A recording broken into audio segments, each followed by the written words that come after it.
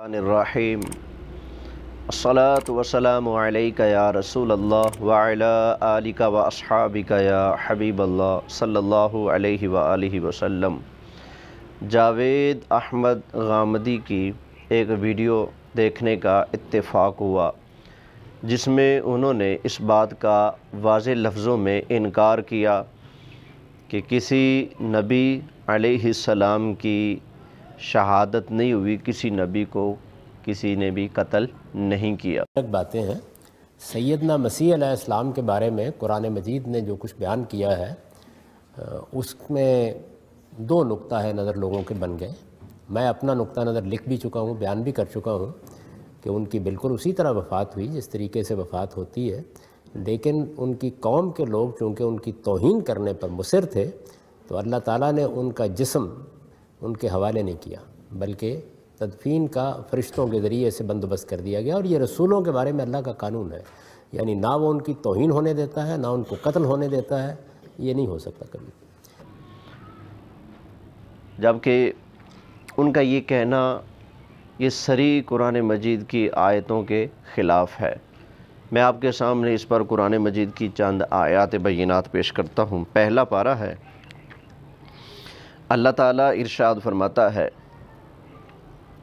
یہودیوں کا ذکر ہو رہا ہے جب انہوں نے کہا تھا کہ ہمیں سبزیاں چاہیے، ہمیں یہ چاہیے، ہمیں وہ چاہیے، تو جب انہوں نے مختلف سبزیوں کی ڈیمانڈ کی تو اللہ تعالیٰ نے ارشاد فرمایا، قال اتستبدلون الذی هو ادنی بالذی هو خیر اہبطوا مصرا فإن لکم ما سألتم وضربت علیہم الذلۃ والمسکنہ وباءوا بغضب من اللہ ذالک بأنہم کانوا یکفرون بآیات اللہ ویقتلون النبیین بغیر الحق ذالک بما عصوا وکانوا یعتدون۔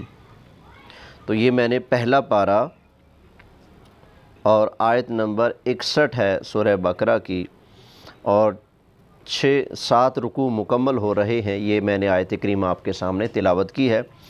تو اللہ کریم فرماتا ہے وَيَقْتُلُونَ النَّبِيِّينَ بِغَيْرِ الْحَقِّ، کہ یہ جو یہودی ہیں یہ انبیاء علیہم السلام کو ناحق شہید کیا کرتے تھے، قتل کیا کرتے تھے۔ اب یہی پہلا پارہ ہے، اس میں اللہ تعالیٰ ارشاد فرماتا ہے، یہ سورہ بقرہ کی آیت نمبر 87 ہے، فَفَرِيقًا كَذَّبْتُمْ وَفَرِيقًا تَقْتُلُونَ، کہ تم نبیوں کے ایک فریق کو، ایک جماعت کو جھٹلاتے تھے اور نبیوں کی ایک جماعت کو تم شہید کرتے تھے، قتل کرتے تھے۔ اب تیسری آیت کریمہ بھی سن لیجئے، یہی پہلا پارہ ہے۔ اللہ تعالیٰ یہود سے مخاطب ہو کر ارشاد فرماتا ہے، فرمایا قل، اے محبوب آپ ان سے فرمائیں، فَلِمَ تَقْتُلُونَ أَنْبِيَاءَ اللَّهِ مِن قَبْلُ إِن كُنتُم مُؤْمِنِينَ، فرمایا آپ ان سے فرما دیں کہ اے یہودیو، اگر تم مومن ہو تو تم پہلے والے نبیوں کو شہید کیوں کرتے رہے ہو، تم نے پہلے والے نبیوں کو قتل کیوں کیا؟ فَلِمَ تَقْتُلُونَ أَنْبِيَاءَ اللَّهِ مِن قَبْلُ إِن كُنتُم مُؤْمِنِينَ، اس سے پہلے تم نبیوں کو کیوں ناحق قتل کرتے رہے ہو، کیوں نبیوں کو تم شہید کرتے رہے ہو اگر تم مومن ہو۔ اب چھٹا پارہ سن لیجئے۔ چھٹے پارے میں اللہ تعالیٰ ارشاد فرماتا ہے، سورہ مائدہ ہے اور اس کی آیت نمبر 70 ہے۔ اللہ کریم ارشاد فرماتا ہے، فَرِيقًا كَذَّبُوهُ وَفَرِيقًا يَقْتُلُونَ، کہ تم انبیاء علیہم السلام کے ایک فریق کو، ایک گروہ کو تم لوگ جھٹلاتے رہے ہو، اور انبیاء کرام علیہم السلام کی ایک جماعت کو تم شہید کرتے رہے ہو۔ تو یہ میں نے قرآن مجید کی چند آیات بینات آپ کے سامنے اس مضمون پر پیش کی ہیں کہ انبیاء علیہم السلام کی شہادت ہوتی رہی، کفار بالخصوص یہودی انبیاء علیہمُ السلام کو شہید کرتے رہے ہیں۔ تو جگہ جگہ اللہ تعالیٰ نے اس مضمون کو بیان فرمایا ہے، یقتلون النبیین یقتلون النبیین، اس طرح کے الفاظ بار بار آتے ہیں، اور ان کے اس کام کی وجہ سے اللہ تعالیٰ نے یہودیوں کے اوپر لعنت بھی فرمائی ہے۔ تو اب یہاں پر ایک سوال یہ پیدا ہوتا ہے، وہ سوال یہ کہ قرآن مجید فرقان حمید میں تو اللہ تعالیٰ نے ارشاد فرمایا ہے اِنَّا لَنَنْصُرُ رُسُلَنَا وَالَّذِينَ آمَنُوا فِي الْحَيَاةِ الدُّنْيَا وَيَوْمَ يَقُومُ الْأَشْهَادُ، بے شک ہم ضرور بالضرور مدد کریں گے اپنے رسولوں کی اور ایمان والوں کی، اس دنیا میں بھی اور یوم اشہاد گواہی کا دن، قیامت کا دن جو ہے، اس دن بھی ہم اپنے رسولوں کی اور مومنوں کی مدد کریں گے۔ تو جب اللہ تعالیٰ نے مدد کا وعدہ فرما لیا ہے تو پھر کیسے ہو سکتا ہے کہ کوئی شخص انبیاء علیہم السلام کو شہید کر دے؟ اسی طرح کتب اللہ لأغلبن انا ورسلی، اللہ تعالیٰ نے لکھ دیا ہے، فرض کر دیا ہے کہ میں اور میرے رسول ہی غالب رہیں گے، غالب آئیں گے۔ تو یہاں پر بھی سوال ہو سکتا ہے، جب اللہ کریم کا وعدہ ہے کہ میں اور میرے رسول ہی غالب رہیں گے، تو کسی کی کیسے جرأت ہوئی کہ اس نے انبیاء علیہم السلام کو شہید کر دیا؟ تو گزارش یہ ہے کہ اللہ تعالیٰ نے بے شک انبیاء علیہم السلام سے، اپنے رسول اعظام سے مدد کا وعدہ فرمایا ہے، نصرت الہی کا ان سے وعدہ ہو چکا، اس بات کا کوئی انکار نہیں۔ اسی طرح ان کی شہادت ہوئی، یہ بھی قرآن کہتا ہے، اس بات کا بھی انکار نہیں۔ اب دونوں باتوں میں تطبیق کیسے ہوگی؟ تو آئیے میں آپ کو عرض کیے دیتا ہوں۔ یہ دیکھیے، مدد صرف یہ نہیں ہوتی کہ اگلے کو کسی چیز سے بچا لینا، کسی چیز سے بچا لینا یہ بھی مدد ہے، لیکن صرف یہی مدد کا انداز نہیں، بلکہ اگلے کو جو چیز پیاری ہے، مقصود ہے، مطلوب ہے، محبوب ہے، اس کو وہ چیز دے دینا، فراہم کر دینا، یہ بھی اس کی مدد ہے۔ جیسے کسی کو پیسے چاہیے، اس کو پیسے دے دینا، یہ مدد ہے۔ کسی کا پیسہ لٹ نہ جائے، اس کو بچا لینا لٹ جانے سے، یہ بھی اس کی مدد ہے۔ تو ایسے کسی کی جان بچا لینا، یہ بھی مدد ہے۔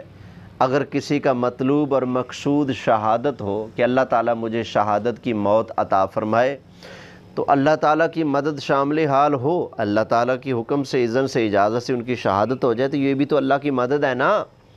تو یہ شہادت چونکہ انعام ہے، یہ کوئی عذاب تھوڑی ہے، یہ اللہ کا انعام ہے۔ تو بعض اوقات اللہ کی مدد اس طریقے پر آتی ہے کہ بندہ مومن کو جو مطلوب ہوتا ہے اللہ اپنی رحمت سے وہ عطا کر دیتا ہے۔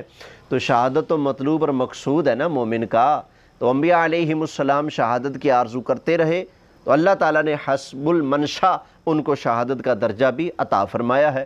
نبی کریم علیہ السلام نے کیا اللہ تعالیٰ کی بارگاہ میں نہیں عرض کیا تھا کہ یا اللہ میں چاہتا ہوں میں تیری راہ میں شہید کیا جاؤں، پھر زندہ کیا جاؤں، پھر شہید کیا جاؤں، پھر زندہ کیا جاؤں، پھر شہید کیا جاؤں، پھر زندہ کیا جاؤں؟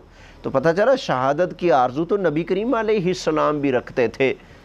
تو یہ باقی انبیاء کرام علیہم السلام شہادت کی آرزو رکھتے تھے، تو اللہ تعالیٰ کو جس کی شہادت جہری منظور ہوئی اس کو شہادت جہری سے نواز دیا، اور جس کی شہادت سری منظور ہوئی اللہ نے اس کو شہادت سری سے نواز دیا۔